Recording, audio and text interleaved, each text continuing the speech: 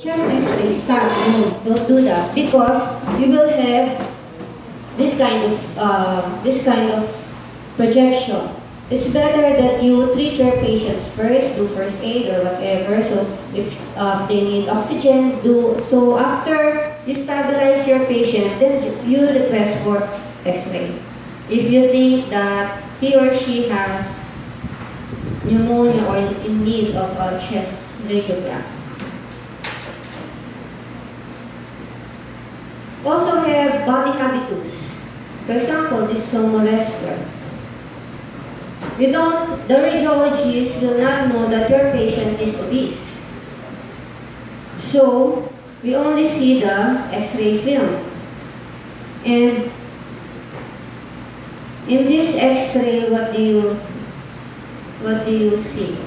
The cardiac shadow appears enlarged. So it can be signed out as cardiomegaly. However, like what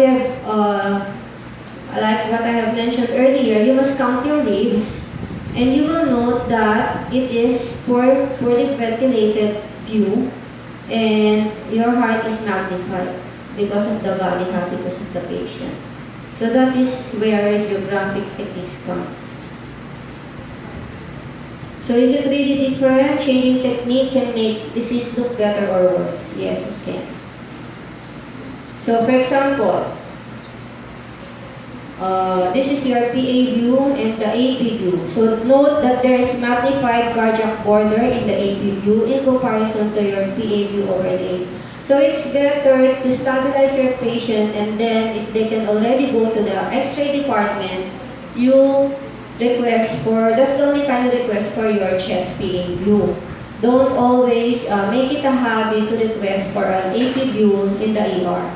You're not only exposing yourselves, but also those who are at the ER. When we mentioned the radiation factors. So this is example of bronchogram, but it is no longer that common to do this. Linear tomography also, it's like obsolete procedure already. Now we have, after routine diagnostic X-ray, we have CT scan. So this is how it looks like. And so this is the finding.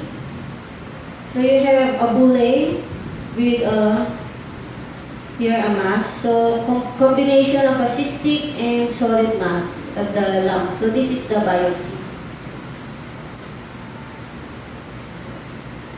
So how do you look at a chest X-ray? Is it a tunnel view or bird's eye view? So usually you must avoid tunnel vision. So again, for your plain film, the standard view. Patient is erect, you have good bony detail, the mediastinum and the lungs are posterior to the heart, however not well demonstrated. So this is just repetition. So chest, wall, bones, and the abdomen here, upper part of the abdomen.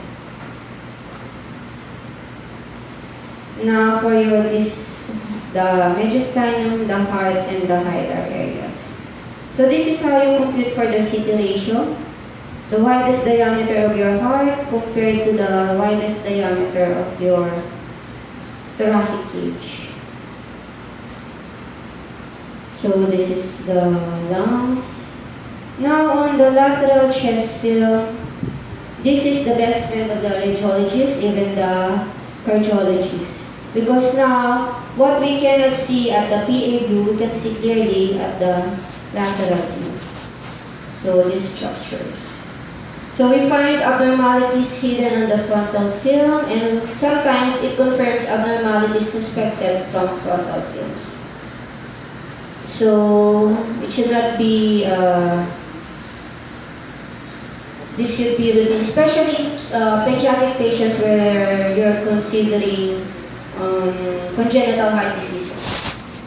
And those usually PKI, because you will see here lymphadenopathies of the parahilar, so parabrachial, parahilar, and paracardiac, retrocardiac areas. So these are the hilar structures on the lateral film.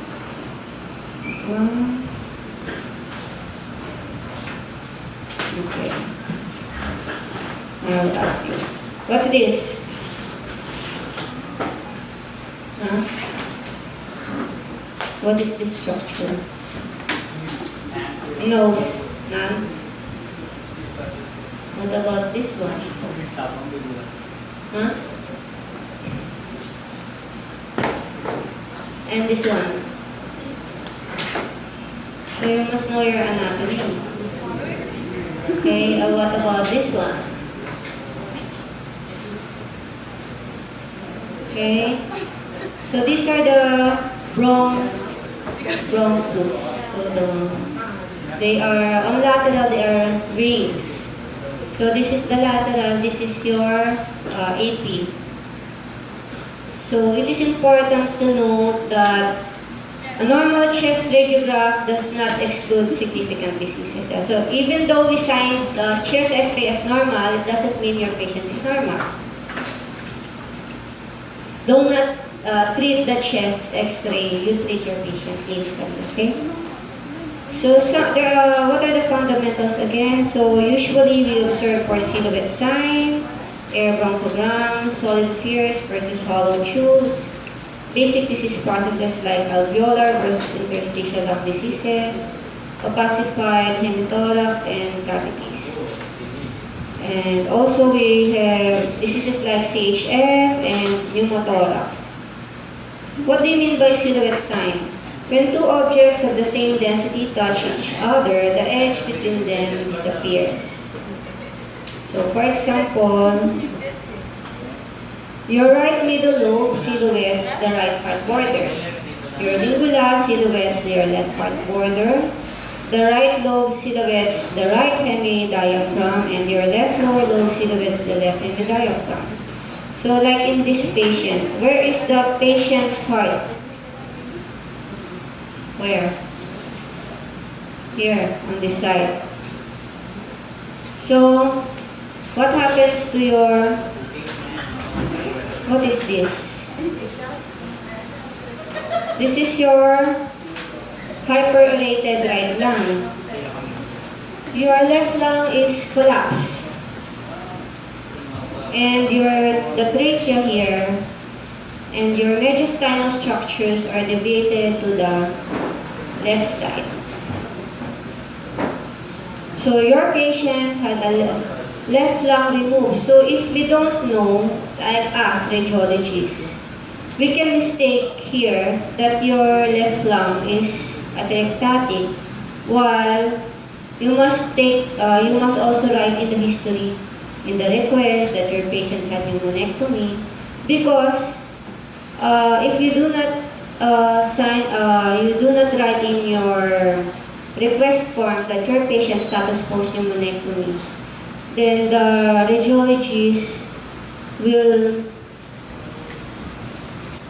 maybe read that the left lung is not visualized, the left lung parenchyma is not seen, your trachea is deviated to the left, and your mediastinal structures, and you have a pulmonary hyperelation of your right lung.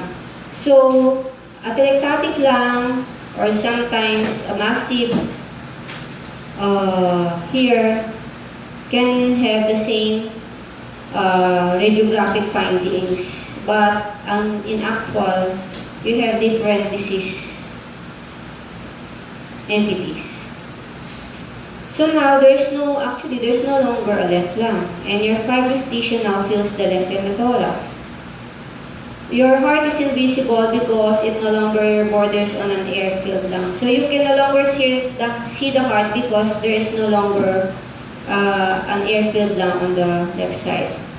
So it now borders on soft tissue density, and they have the same densities, therefore the edge of your heart disappears. So this is the silhouette sign. Again, where is the mass in this chest? So here, the mass, the red arrow, silhouettes the right cardiac border. So you no longer see the edge of the right heart. So is the mass touching the right heart border anteriorly? B, is it as the same density of the heart, fluid or soft tissue mass? So if you don't know this, you need to undergo CT scan. You can, either you have a pulmonary mass at the right lung base, near the right paracardiac border, or this mass is part of the heart, or it can also be another entity. That's why you need to request for a lateral view or another chest CT scan. And this turned out to be a thymoma.